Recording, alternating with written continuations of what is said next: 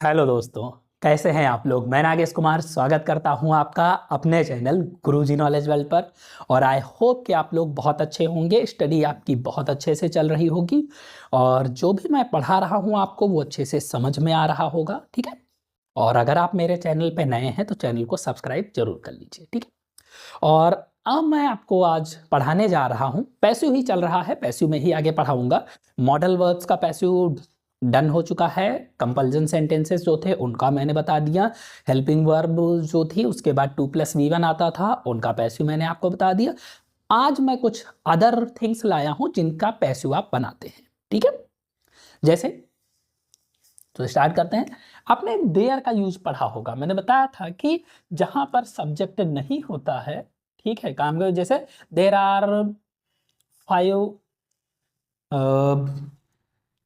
Members in my family, तो यहाँ पर कोई सब्जेक्ट का काम करने की तो बात है नहीं। मेरे घर में 5 लोग हैं, मेरी फैमिली में 5 लोग हैं, तो ऐसे सेंटेंसेस का यूज किया जाता है। अब इसी में कोई वर्क अगर किया जाए देयर का यूज करके तो उसका पैसिव कैसे बनाएंगे, जैसे देखते हैं। मान लिया यहाँ पे लिखते हैं यूज ऑफ देयर या पैसिव ऑफ देयर लिख लो।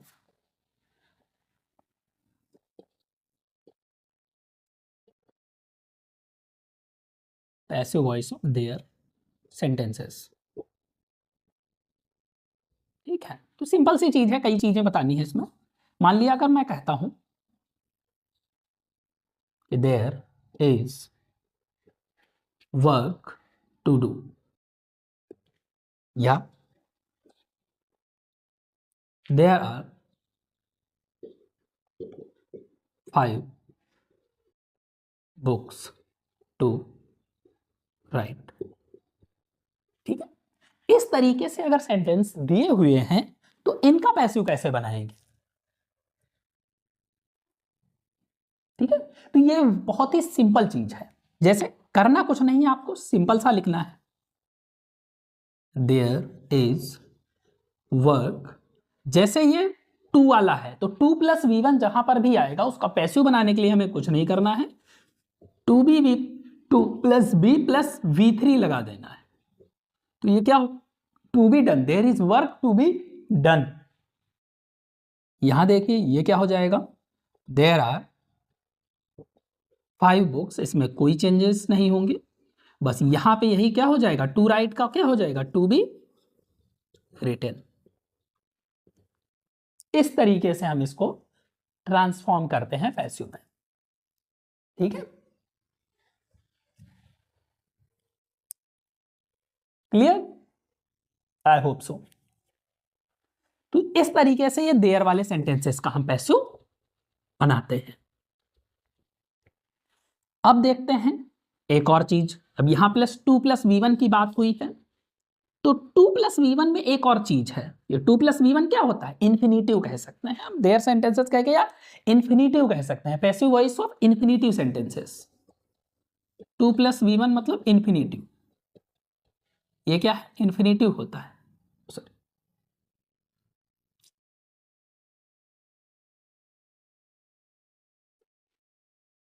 लिखिए क्या दिया पता ही नहीं, इन्फिनिटिव। ठीक है, 2+V1 क्या होता है, इन्फिनिटिव होता है। तो 2+V1 में किसका बनाते, जैसे इस तरीके से आ गया, देयर के साथ में आ गया, वर्क हो रहा है, तो 2+B+V3 हो जाएगा। ओके। और अगर मैं बात करता हूं इसी में, जैसे कुछ ऐसे भी सेंटेंसेस होते हैं इसमें कि जिनका पैसिव नहीं बनता है, सिर्फ एक्टिव ही रहता है। जैसे मान लिया अगर मैं कहूं कि I have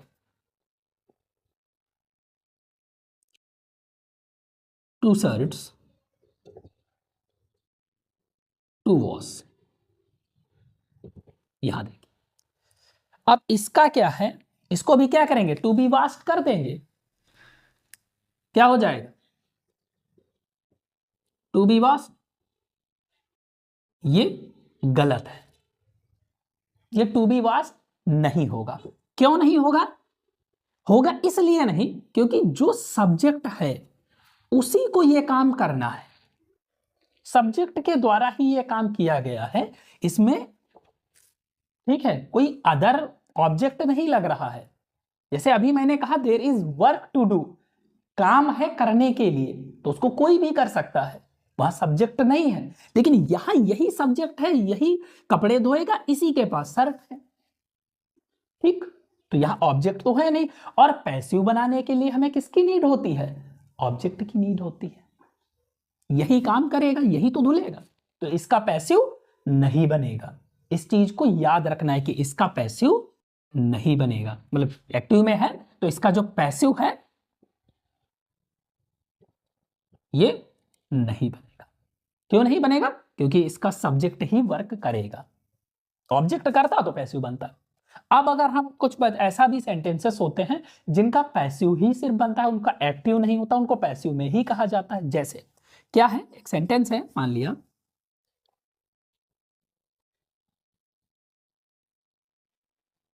Mahatma Gandhi was a man, ठीक है, ये हो जाएगा टू बी एडमायर्ड, ये पैसिव रहेगा। अब यहां देखिए, ये टू बी एडमायर नहीं होगा। क्यों नहीं होगा? एक्टिव में, एक्टिव में इसलिए नहीं होगा क्योंकि महात्मा गांधी ऐसे व्यक्ति हैं जिनकी प्रशंसा की जानी चाहिए, ठीक, प्रशंसा हो, एडमायर किया जाए। तो एडमायर क्या गांधी जी खुद को करेंगे? नहीं ना। यहां सब्जेक्ट तो महात्मा गांधी है, महात्मा गांधी की बात की जा रही है, लेकिन क्या वो एडमायर खुद को खुद ही करेंगे? नहीं भाई, किसी के द्वारा किया जाएगा ना। तो टू बी एडमायर्ड हम लोग करते हैं, एडमायर करते हैं, हमको लोग करते हैं, तो किसी के द्वारा किया जाएगा, वो खुद नहीं करेंगे। जहां पर सब्जेक्ट होगा इंफिनिटिव सेंटेंसेस में, सब्जेक्ट खुद ही उस वर्क को करेगा, तो वो सिर्फ और सिर्फ एक्टिव में रहेगा। लेकिन सब्जेक्ट अगर नहीं करता है उस काम को, तो वो किस में आएगा? पैसिव में आएगा, यानी इसका जो है वो एक्टिव वॉइस नहीं होता है। Clearly understood? I hope so. समझ में आया? फिर से बता देता हूं कि जब भी हम इंफिनिटिव की बात करेंगे, ठीक है, तो नॉर्मल इंफिनिटिव की जब हम बात करते हैं, जैसे there is work to do, कि काम है कोई करने के लिए, तो उसको हम क्या कर रहे हैं, यहां पे सब्जेक्ट नहीं दिया हुआ है, तो जहां पर सब्जेक्ट नहीं दिया होता है उसको हम क्या करते हैं, टू प्लस बी थ्री लगा के ट्रांसफॉर्म कर देते हैं पैसिव वॉइस में, ठीक।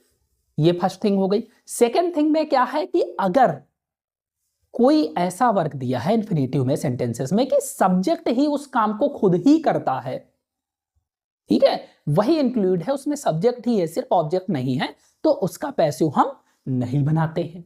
ओके। दूसरी थिंग कि सब्जेक्ट तो है लेकिन वो खुद उस काम को नहीं करता है, जैसे महात्मा गांधी वाला सेंटेंस। तो ऐसे सेंटेंसेस में क्या होता है कि इनको सिर्फ और सिर्फ हम पैसिव वॉइस में बनाते हैं, इनको एक्टिव वॉइस में इंक्लूड नहीं करते हैं। क्लियर? गुड। तो ये इंफिनिटिव हो गया। अब इंफिनिटिव के साथ में कुछ ऐसे वर्ड्स होते हैं, ठीक है, जैसे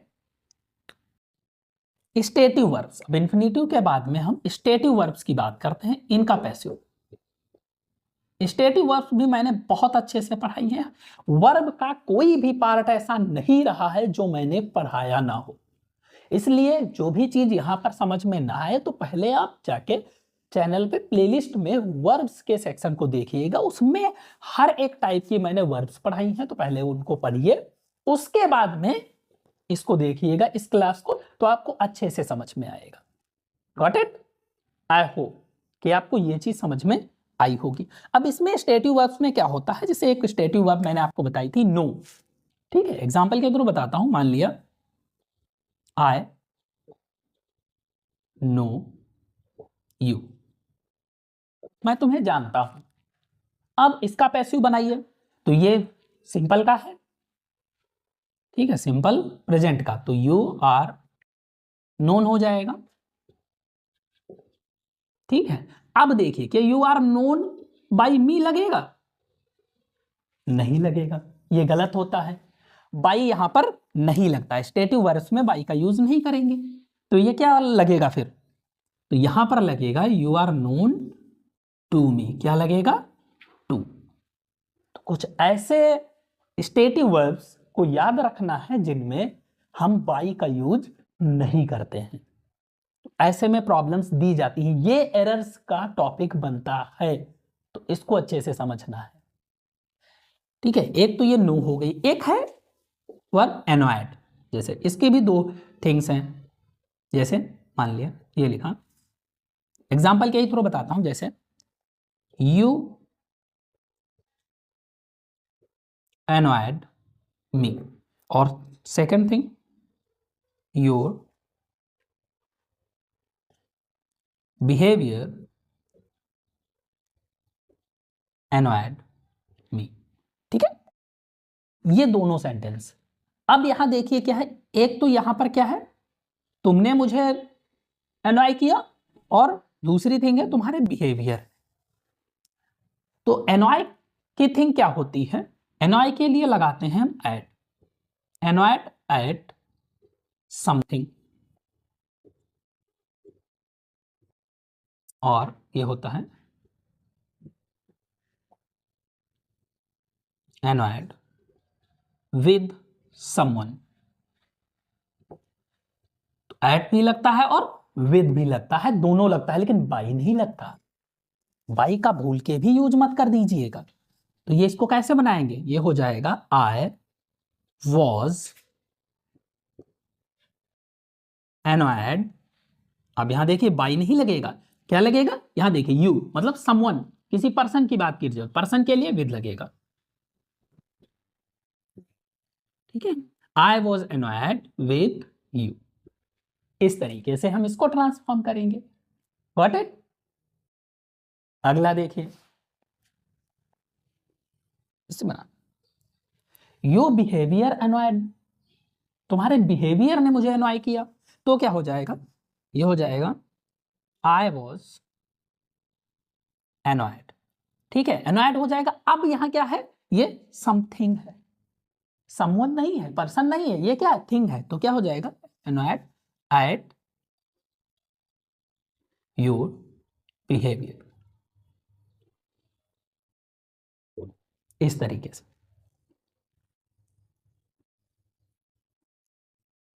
क्लियर।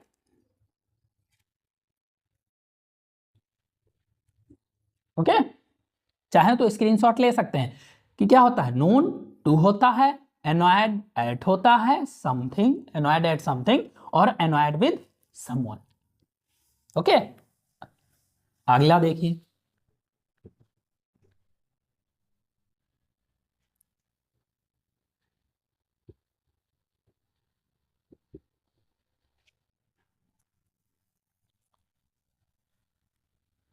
जैसे एक वर्ब होती है सरप्राइज।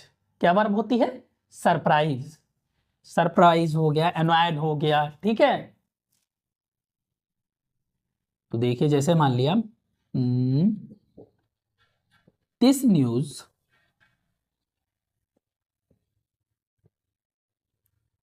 सरप्राइज्ड मी। ठीक है, सरप्राइज्ड है, एस्टोनिस्ड है। ठीक है, एस्टोनिस्ड वो भी आश्चर्यचकित। तो जितने भी आश्चर्यचकित होते हैं, स्टार्टल्ड है। ठीक है, तो ये सब क्या होते हैं, आश्चर्यचकित करना, अचंभित कर देना। तो ऐसे वर्ड्स जो अचंभित करने के लिए यूज किए जाते हैं, वेक्स्ड हो गया। ठीक है, इन सब के लिए हम एट का यूज करते हैं, बाई का यूज नहीं करते। किसका यूज करते हैं, एट का यूज करते हैं। ओके, जैसे दिस न्यूज सरप्राइज्ड मी, और मान लिया कोई भी चीज एस्टोनिश कर सकती है, मान लिया द लाइट, द सनलाइट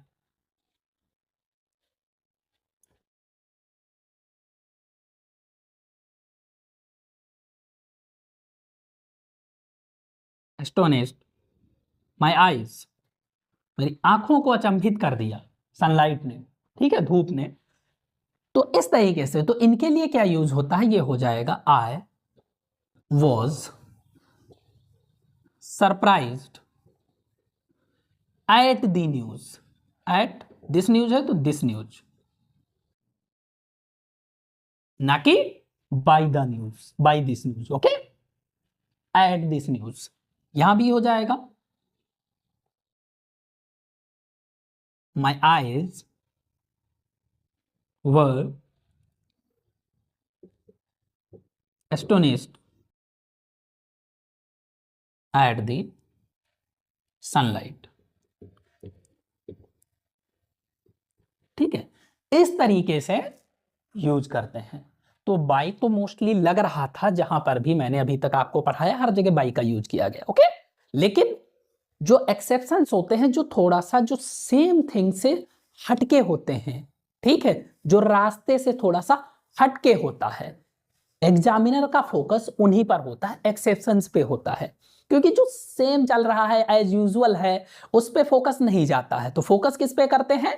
जो एक्सेप्शंस होते हैं। इसलिए ऐसे वर्ड्स को जो उसी लीक से ना चलकर थोड़ा सा हटके चलते हैं, ऐसे वर्ड्स पे फोकस करना है, ऐसी थिंग्स पे फोकस करके रखना है। तो ये क्लास जो है, ये मोस्ट इंपॉर्टेंट क्लास है, इसको जरूर याद रखिएगा।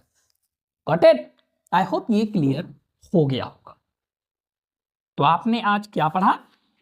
इन्फिनेटिव और स्टेटिव वर्ब्स, इन दोनों का पैसिव मैंने आपको आज क्लियर किया है। एक इन्फिनेटिव और दूसरा क्या? Stative verbs. और आई होप कि आपको ये अच्छे से समझ में आया होगा। ओके, तो अगर आपको क्लासेस अच्छी लग रही हैं तो क्लासेस को लाइक करिए, कमेंट करिए, अपने फ्रेंड सर्किल में शेयर करिए। ठीक है, ढेर सारा प्यार दीजिए, जिससे मैं भी मोटिवेट होके और अच्छे से क्लासेस आपको प्रोवाइड कर सकूं। Okay, so thank you friends, have a nice time.